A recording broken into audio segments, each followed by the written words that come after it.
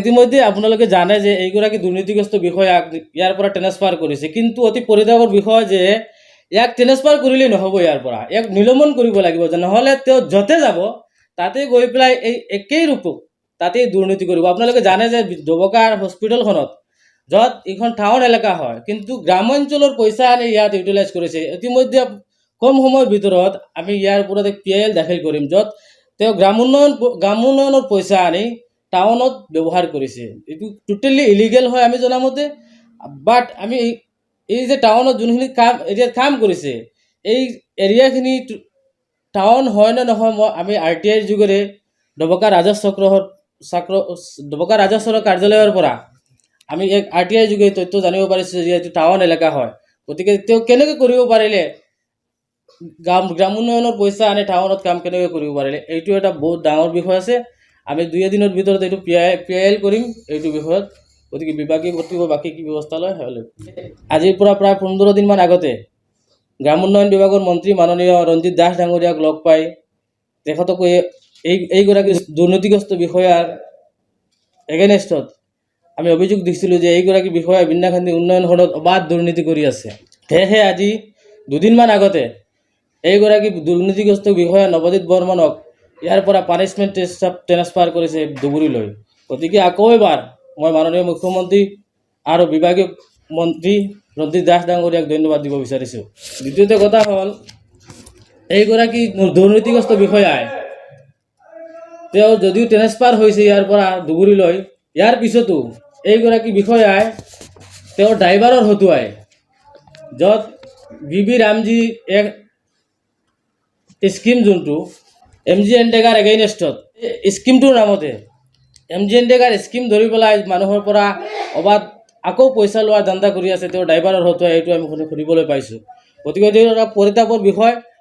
হোজাই জিলা আয়ুক্ত মহোদয়ক আমি আপোনালোকৰ সংবাদ মাধ্যমৰ জৰিয়তে অনুৰোধ জনাইছোঁ যাতে এই যোনটো তেওঁ আকৌ এটা ব্লেম কৰি পেলাই মানুহৰ পৰা পইচা লৈ আছে স্কিম দিয়াৰ নামত।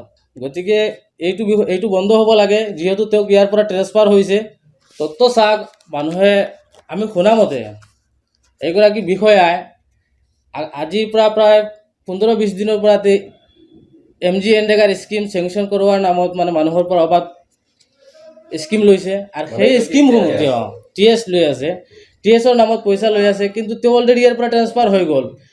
আমি জানিব পৰা মতে যোৱা দুদিনৰ পৰাও যোৱা কালিলৈকেও তেখেতে জিলা কাৰ্যবাহী বিষয়াৰ অফিচতো এই বিষয়ে চাইন কৰাব গৈছিলে যে কামখিনি চেংচন হ'ব লাগে। কিন্তু অতি দুৰ্ভাগ্যৰ বিষয় যে তেখেতে ইয়াৰ পৰা ট্ৰেন্সফাৰ হোৱাৰ পিছতো এই বিষয়টো লৈ তেওঁ কিয় লাগি আছে স্কিমখিনি চেংচন কৰোৱাৰ নামত।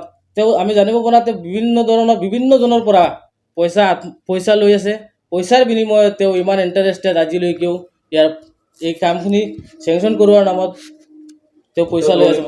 তেওঁৰ লগত দালাল ৰাজ জড়িত আছে। ইয়াত কেইজনমান নন PRI মানুহ, বিন্যাখান্দি ব্লকখনত নন PRI মানুহে ৰাজ কৰি আছে। আমি জানিব পৰা মতে এইসকলেও তেওঁক দি পেলাই এই 2-3জনে মিলি পেলাই আৰু এই ভিডিঅ'গৰাকীক লৈ পেলাই এই কামখিনি কৰি আছে। TSৰ নামত মানুহৰ পৰা অবাধ পইচা লৈ আছে, অনগোয়িঙৰ নামত পইচা লয়। টেকনিচিয়ান পাৰ্চন জড়িত আছে ইয়াত, ইয়াত চাওক, আমি জানিব পৰা মতে তেখেতে 20ৰ পৰা 30-30ৰ পৰা 40 হাজাৰলৈকে তেওঁ আঁচনিসমূহ চেংচন কৰি দিয়াৰ নামত তেখেতে পইচা লৈ আছে এতিয়ালৈকে।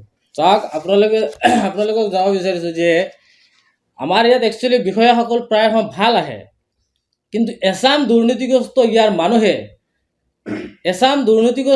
মানুহে বিষয়াসকলক বিপদে পৰিচালনা কৰি পেলাই আজি ব্লকখনত যোনসকল ভাল অফিচাৰ আহে তেখেতসকলক এই দুৰ্নীতিগ্ৰস্ত কোনোবা মানুহ ব্লকখনত জড়িত হৈ আছে, তেওঁলোকে এইসকলক বেয়াৰ পথে গতি কৰাই লৈ যায়। আহ্বান জনাইছোঁ এই বিন্যাখান্দি উন্নয়ন খণ্ডৰ অন্তৰ্গত সমূহ ৰাইজক আহ্বান জনাইছোঁ আমি যে দালাল চক্ৰটো বন্ধ হ'ব লাগে।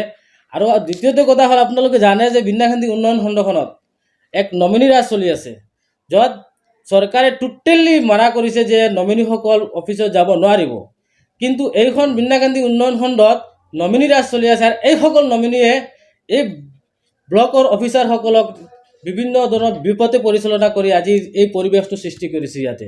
গতিকে আমি সমূহ সচেতন ৰাইজক আহ্বান কৰিছোঁ, আপোনালোকে ইয়াৰ চকু দিয়ক যাতে এই ব্লকখন সুন্দৰকৈ চলে, এই সুন্দৰ ব্লকখন যাতে আগুৱাই যাব পাৰে সেয়াই কামনা কৰিছোঁ আমি। যিকোনো খবৰৰ বাবে যোগাযোগ কৰক আমাৰ এই নম্বৰত 9181 307 2221।